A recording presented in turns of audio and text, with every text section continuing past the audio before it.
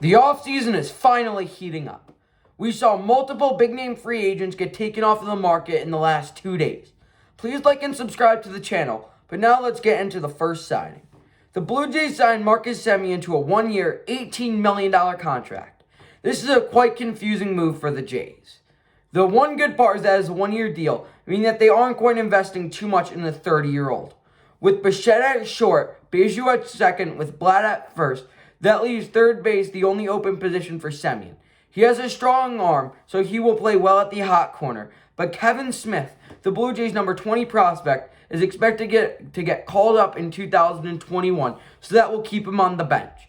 As much as Marcus Semien can be a mentor for Kevin Smith, the Jays need pitching more than anything else, so spending money on Semien can be not the best of ideas. Semien had a breakout year in 2019, placing third in the MVP voting with the .285 batting average, 33 home runs, most importantly an .892 OPS.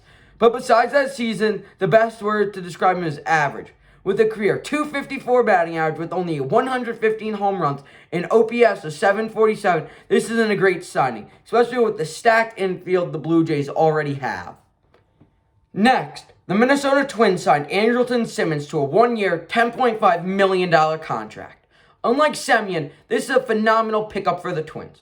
The Twins have amazing hitting. Even after losing Eddie Rosario to waivers, they have a really scary lineup, but they have atrocious fielding, especially in the infield. This will heavily improve their fielding by moving Polanco to second, with Arias becoming a utility player. Simmons is the best defensive shortstop in baseball, and he can hit for contact as well. In 2020, he hit .297 with a .349 on-base percentage and a .702 OPS. That OPS is not great, but considering he hit 0 home runs, it makes sense. The Twins don't need power, so they got a great contact and a defensive-heavy shortstop.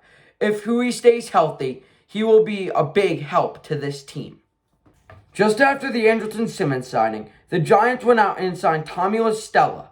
La Stella is 32 years old and has been signed for 3 years for an unknown amount of money.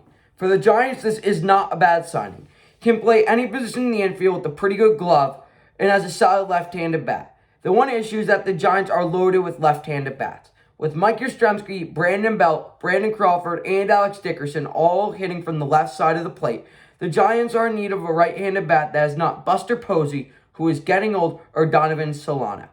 La Stella is a career .274 hitter, posting 31 home runs and an OPS of .754. Those are just about average numbers, but his bat seems to be getting better every year, making this a good signing for the Giants. On top of that, the Phillies re-signed JT Realmuto. Wow. Do the Phillies still think they are contenders? They have signed 29-year-old catcher for 5 years, $115 million. Wow.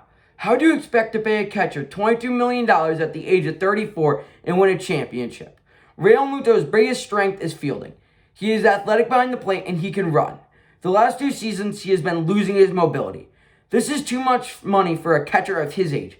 If he loses his mobility and his bat keeps regressing, he will be eating up money for this team. Between 2019 and 2020, he has a .273 average with 36 home runs and an OPS of .825.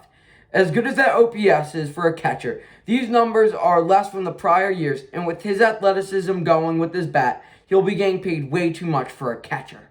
The Mets just got in on all the action. They have signed Aaron Luke to a 1-year, $3 million contract.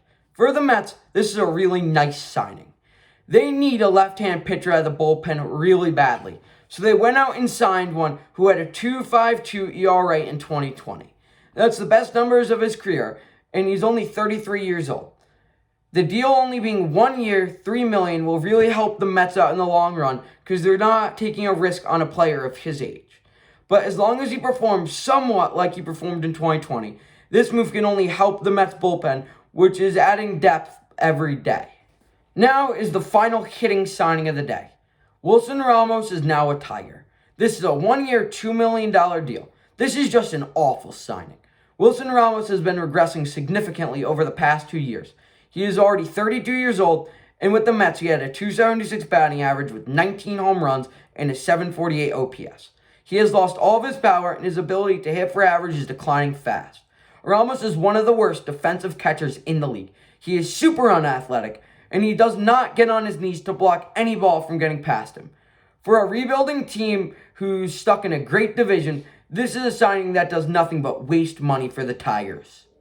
For the final signing of the day, Darren O'Day has signed with the New York Yankees. He is 38 years old and will be making $1.75 million in 2020.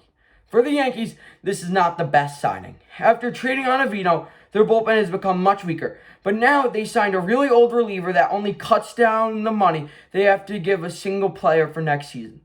He has a career 2.51 ERA, but he posted a 1.10 ERA in 2020, but he only pitched in 14 innings. The prior season had been a regression for him, and this just squanders the Yankees' chance to sign one more big name like Jake Odorizzi or a reliever of a higher quality. What a crazy couple of days for baseball. Let's hope to see more of this kind of action in the coming days. Thank you guys so much for watching, and please consider liking and subscribing if you like the content. I'll see you in the next one. Let's go, Matt.